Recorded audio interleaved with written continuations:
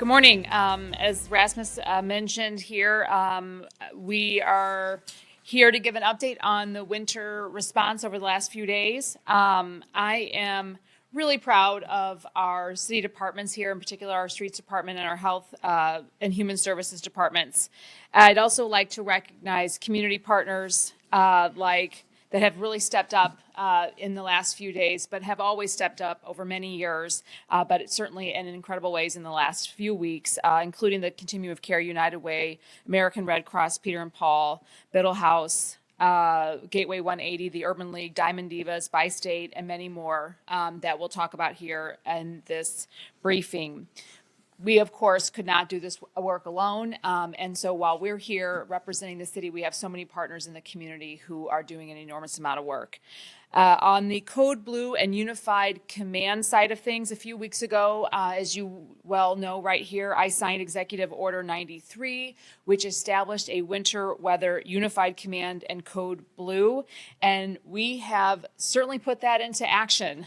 The weather, of course, was extremely early this year, but the timing couldn't have been better, having just signed Executive Order 93 and, of course, bringing Director Jackson on board.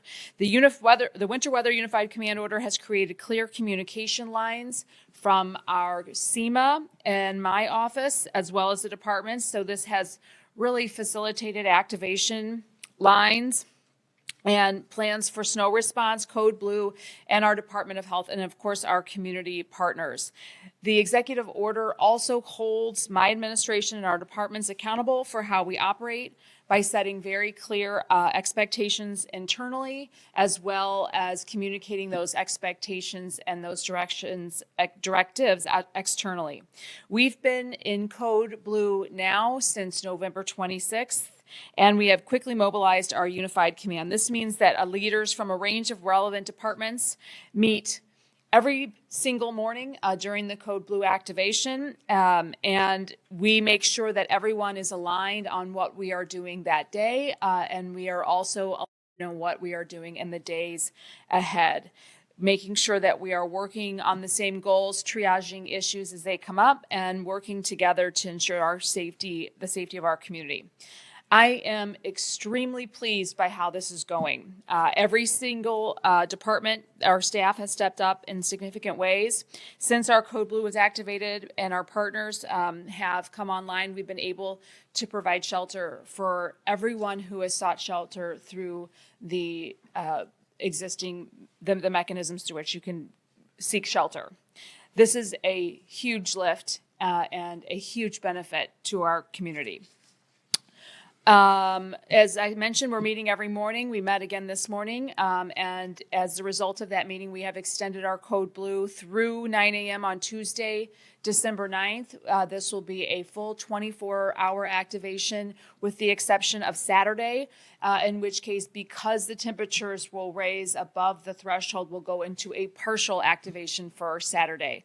This means our emergency shelter beds will be available and will continue through at least Tuesday. Past Tuesday, it becomes a little too unpredictable to really plan that far ahead as far as weather is concerned. So when we get closer to that time, we'll make decisions with better information along those lines. As I mentioned with shelter, we have really surged. Typically speaking, St. Louis doesn't put shelter space online until December 1st. Of course, we activated early given the cold, extreme weather around Thanksgiving. We are now up to an additional 340 beds. We continue to surge and will continue as we continue to have this cold weather. That means on top of the existing year-round 400 beds that we have a total of 745 beds. We, as of last night, we're at about 90% capacity, which means we still have space and we're continuing to bring more beds online. I want to stress that we have space still for all types of folks, including families. So if you need shelter, please, we want to encourage each and every person who needs shelter to please seek shelter. We are, as I mentioned, we're continuing to surge and we'll have more and more coming online through December 15th. We realize that this shelter is not an optimal long-term solution.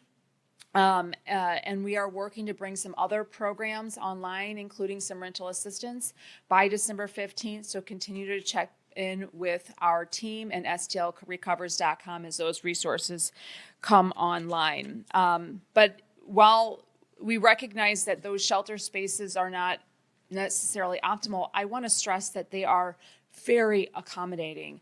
I have had the honor of being present in several of the shelter spaces over the last couple of weeks. They are exceptionally well run, clean. We're offering food and meals, and we really want to encourage those who are in dangerous situations to please seek shelter. And now I want to turn it over to an update on streets. Of course, we couldn't be more proud to have Director Jackson on board with us. And boy, did he come in right on time. I think within a week of Director Jackson starting, we had an exceptionally early onset of snow here in the city of St. Louis. He brings with him an operational expertise, a long track record, and alongside of our street commissioner, long-term Kent Flake, who has now been deputized not only as our street commissioner, but as our snow coordinator, have done a phenomenal job activating the winter plan over the last few days. The real credit, of course, is shared with our drivers and the folks out there doing the hard work who literally worked around the clock as we had nighttime snow. A special shout out to Sean Hadley, who has done an enormous lift, not only to help organize, but communication and really triaging. We have some additional accountability measures I mentioned. That looks like Sean Hadley, of course, driving around alongside of our Director of Operations and Director Jackson himself, making sure that we are really getting the snow off the roads. But we've activated our neighborhood stabilization team as well. So a shout out to those folks who were on the streets during the snow event to ensure that we were really able to successfully and effectively clear the roads and tracking trouble spots, not only proactively but reactively as we were getting communication from the community via CSB and direct to our staff and staff at the Board of Aldermen. A huge, huge shout out to our community who is elevating those trouble spots for us, and our streets department who really reacted very nimbly to address those issues as they came online. So I have to say I'm very proud of the work. We've seen a lot of positivity from the community, and just a huge amount of praise goes to all folks involved, including our alderpersons who really were helping us triage some of those. We want to encourage the community to continue to lift up those trouble spots as we move forward. I know that you all are aware of our 311, but it's been a really useful tool to make it easier to communicate issues with our city. We've also put online a salt bank.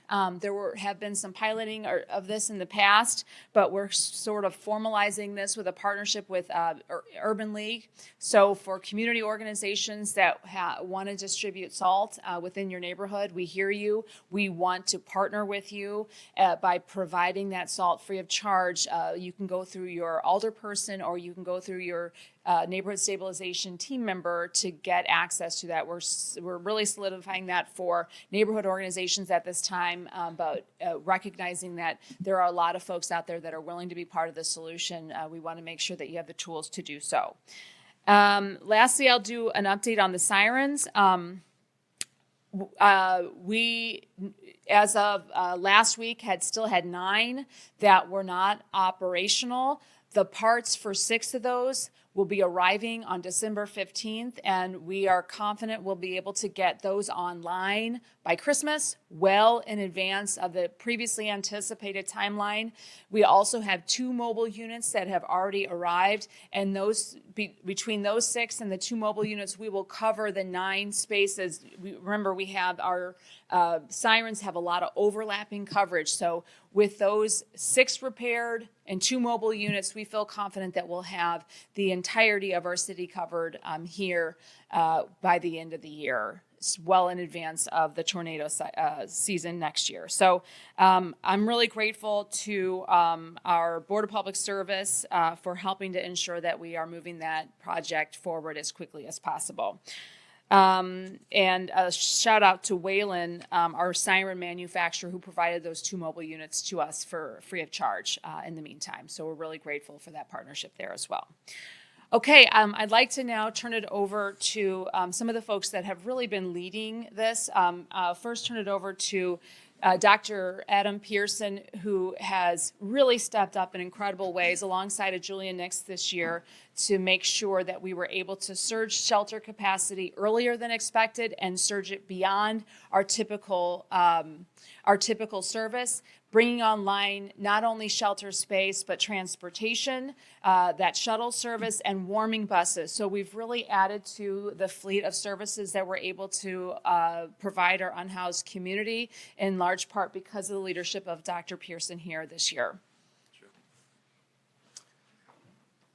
Good morning, everyone. Or good afternoon. I don't know what time it is these days.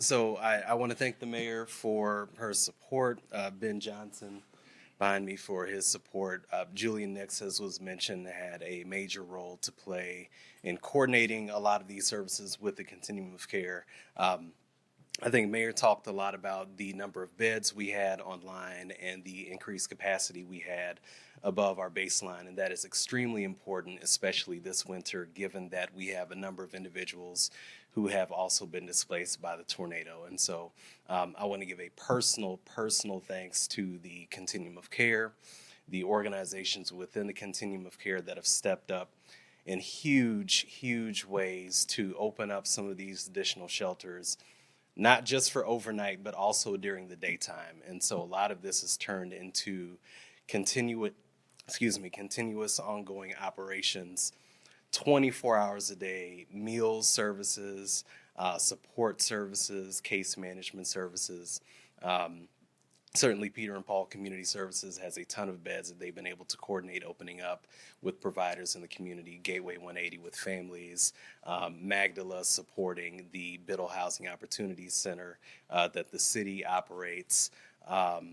Urban League has assisted with letting us use their Bissell facility for congregate shelter as well. And so these are all huge additions for us, including the partnership with Metro that we've been able to activate, where we are picking people up from the rally points in the community, making sure that they're finding their way to shelter for the evening.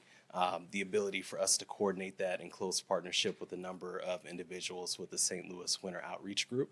So we are extremely grateful for this partnership, extremely grateful for all the staff that has stood up to operate between the Department of Human Services, Department of Health, Neighborhood Stabilization, Office of Violence Prevention has also offered to bring some staff online for volunteer efforts as well. And so this is a 24/7 operation that has been expanded across the city, across the Homeless Services Network, and grateful that we are able to bring people inside on the coldest days and increase that capacity as needed.